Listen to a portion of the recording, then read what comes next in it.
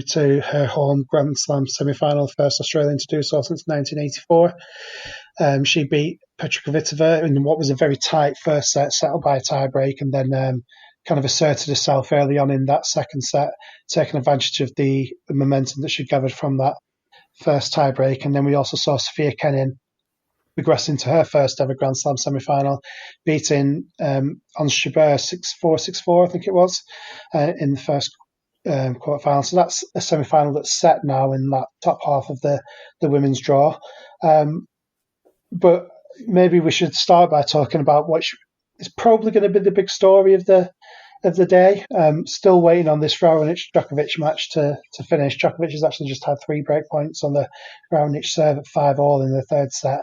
But Gavin, we'll talk about Roger Federer. I don't know how much of that 5-set epic that you caught, but how on earth is Roger Federer still in this tournament? Well, I think he's obviously not playing his best tennis, but I think he's still got an aura of him being Roger Federer, and I think that's what Sandgren really struggled with. On his match point chances in the 4-set tiebreak, he just didn't play aggressive enough. He just tightened up, and ultimately it was just Federer getting balls back into court. But he's just unbelievable, isn't he? For what is he, 38 now? He's still out there competing, even when he's not playing his best tennis. He's still got that belief that he's going to win and somehow find a way to get through. It's just unbelievable. But I think, obviously, I feel quite sorry for Sandgren. Watching him against Fognini, and today he played some really great stuff, great tennis, and you'd hope that he'd obviously be able to build on that and have a good, consistent year on tour. But whether he'll be able to mentally recover from that result, we'll just have to wait and see. Hopefully he does, because I think when he plays his best tennis, he's obviously got a lot of talent. Just to give the full picture on that, obviously Gavin talks about the amount of match points missed there. If anyone has come into this podcast and not sure what happened there, Federer took the first set and then Sandgren took the following 2. And Sandgren had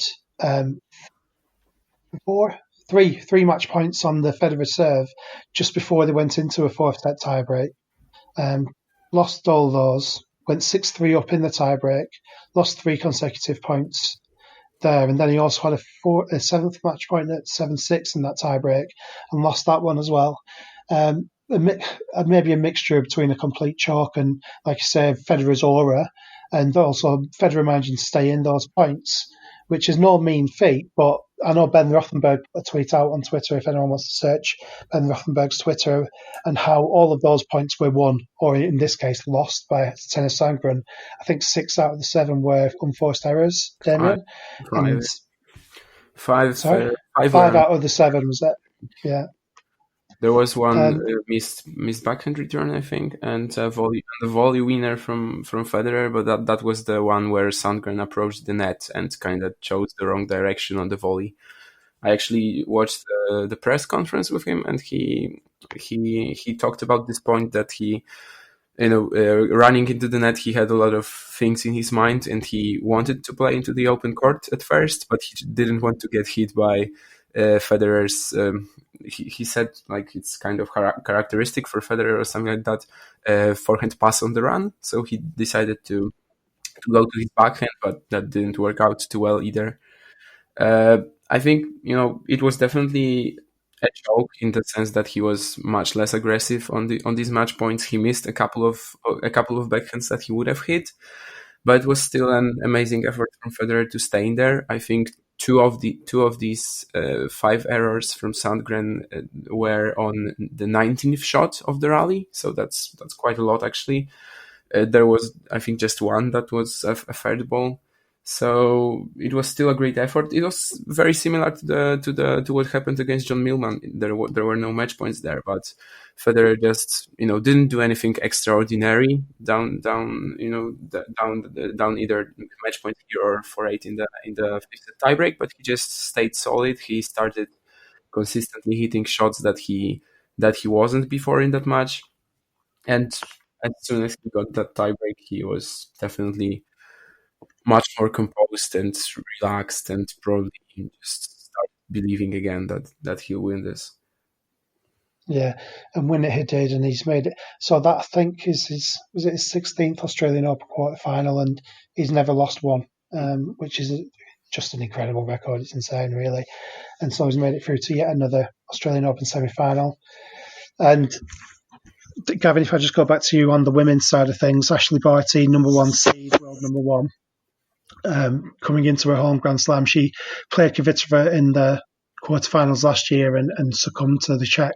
This time, she was a dominant player in that second set, and it must be great for her and for Australia to have her in the semi-finals. Yeah, exactly. I mean, she's just been playing some great stuff over the past year. I think she's got more belief now as well, having won that Grand Slam title that she didn't have perhaps last year when she lost. But no, she's just got a great all-round game. I mean, just brilliant backhand slice, great serve, power.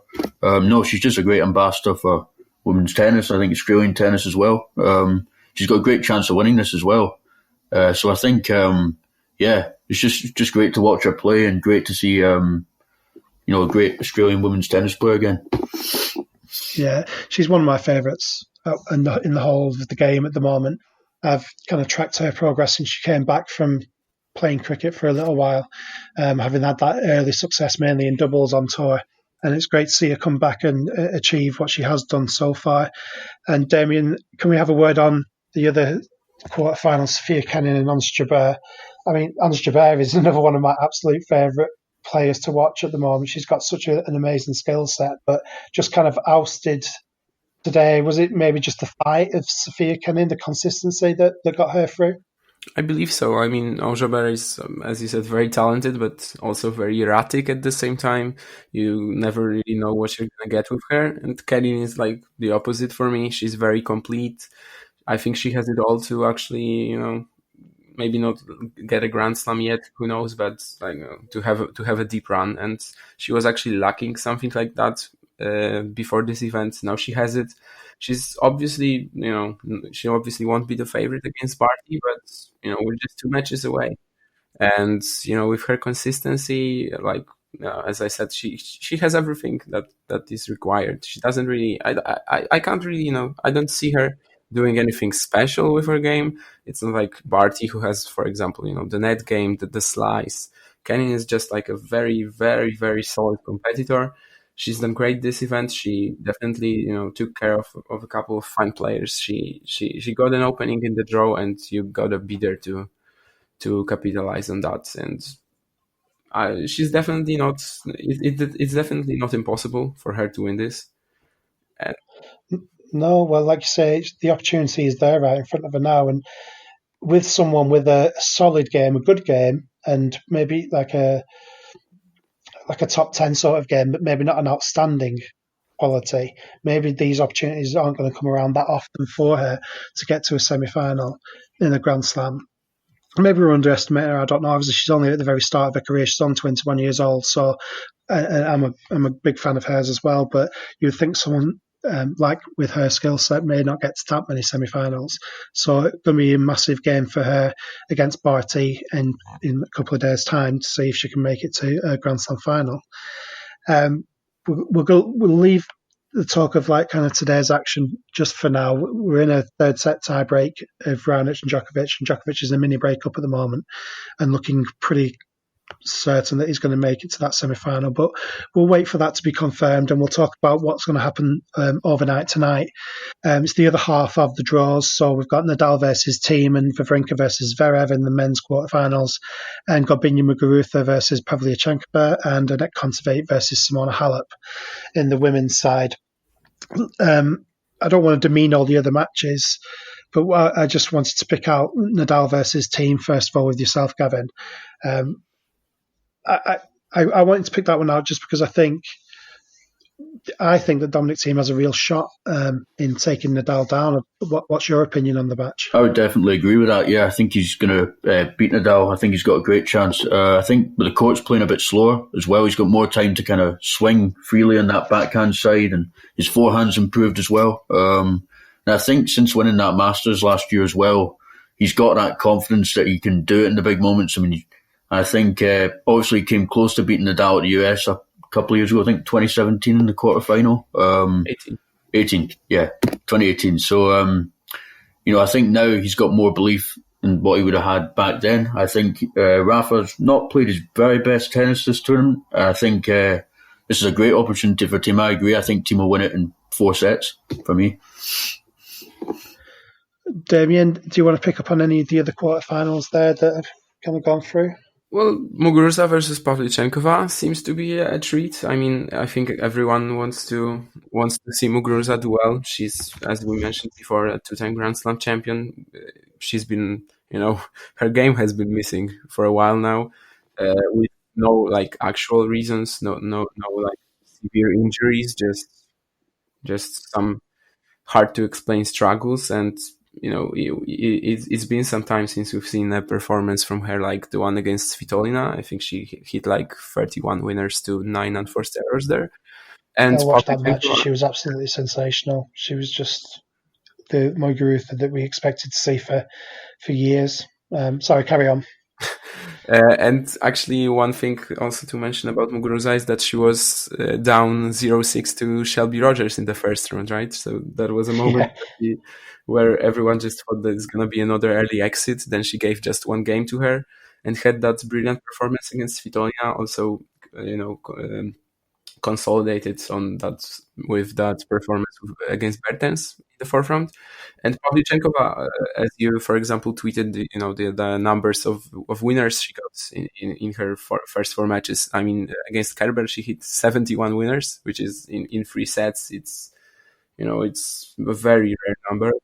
They both hit extremely hard. It's definitely going to be a treat. I kind of expect Muguruza to be the more consistent maybe player, but she's also, I'm only basing that on her last 2 or 3 matches, right? I mean, she wasn't in great form coming into this event. Pavlyuchenkova is, just going under the radar always, but she's one of the most consistent players on the tour. I can't remember the numbers now, but I think she's been in the top 50 for more like a decade now. She also had a lot more deep runs at Grand Slams than a lot of players of her ranking. So I think it's definitely going to be a treat. She's a super talented player, isn't she, Pavlyuchenkova? And yeah, I tweeted that out yesterday. She's had 167 winners in her last 7 sets, which is just an incredible number. And you think, well, if she's hitting that many winners, then how many unforced errors is she hitting? Yeah, she's hitting a fair few, but actually it's nowhere near the winner count that she's hitting. So I can't wait to see that match myself. Hopefully winners flying left, right and centre. So just as we've been speaking there, Djokovic has wrapped up that quarterfinal against Milos Raonic, and we'll talk about that when we talk about what we think will happen in the men's draw. But that semi-final is set now, Federer versus Djokovic. Kontaveit versus Halep, Gavin. Estonians made it to the quarterfinals, which is really impressive stuff. But she's up against Halep, who's starting to look quite dangerous now. Yeah, I think Halep's been improving as the tournament's gone on. In each of her matches, she's looked a bit better. I think I've not seen a lot of Kontaveit play, admittedly, so I can't really judge how she's been playing. But I think Halep has been looking really good, especially in the last match. I think she's got all the attributes to win here. I think it's a great chance for her. I think the draw on the women's side is generally quite open now. We've got nobody that's won the tournament before. So I think it's a great chance for Halep to get another Grand Slam title. And I think, it will be a tough one against Kontaveit, but I think she'll get through it. And for the other men's quarterfinal, Damien, Wawrinka versus Zverev, your take on that one? Well, Wawrinka has already lost 5 sets, while Zverev lost none. But it's actually I think he only has 3 more hours on the 3 hours more on the court than Zverev. Well, it's really hard to say anything about how Zverev will play. I mean, he had this 80 Cup campaign where he was just disastrous, lost all 3 matches, hitting a gazillion of double faults, and then he just comes here. His first round performance against Cecchinato was, just decent, and then he just got better with each match. I mean, against Rublev, he was absolutely fantastic. I think he has a 78%, first serves in for the whole event. So, for a player of his, with a first serve like his, that he can hit like 220, each time, that's obviously a very big thing. I kind of expect him to win now after what he showed against Rublev and one round before Fernando Verdasco. But Stan is always dangerous. He